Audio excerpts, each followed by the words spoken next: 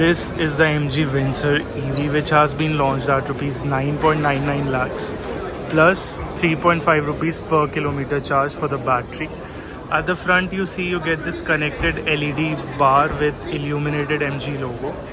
There's LED headlights here. The front camera is placed here for the 360-degree camera setup, and you can see the illuminated logo in detail. Moving to the side, you get these gorgeous 18-inch wheels, and by the way, this color also looks very nice. There's a flap for your charging port, not at the front like the Comet, but at the side. The ORVMs also house the camera for the 360-degree setup, and you get flush door handles over here. Moving further to the side, it's quite busy here.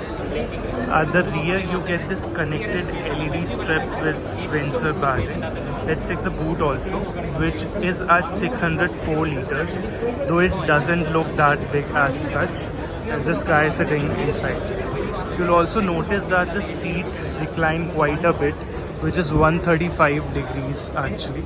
And if you see the rear seat, let me just get inside. So this is the rear seat space inside the Windsor. You can see this person, I think he's around 6 foot tall, has enough leg room. The seats have a very unique feature where they recline to 135 degrees as in airplanes. You can see the leg room over here. I think 2 people would be comfortable enough inside. You also get AC vents in the middle, and there's this infinity glass roof. There's the seat with this sofa-like fabric which reclines from here actually, quite reclined.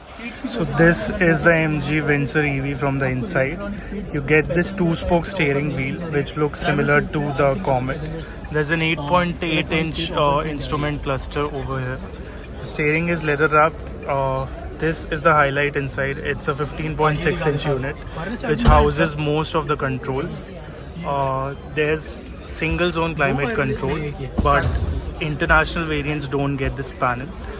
There's a unique cup holder arrangement over here which has a removable column. There's more storage below there, and there's a wireless charger also. In terms of the powertrain, the MG Windsor gets a 38 kWh battery which produces 136 PS and 200 Newton meters of torque and a range of 331 kilometers. We do not get the larger battery pack for the Indian market, which could be disappointing. Anyways, what do you think of the MG Windsor? Let me know down in the comments below. And while you are at it, consider giving this channel a subscribe and stay tuned for more such videos. I'll see you next time. Bye.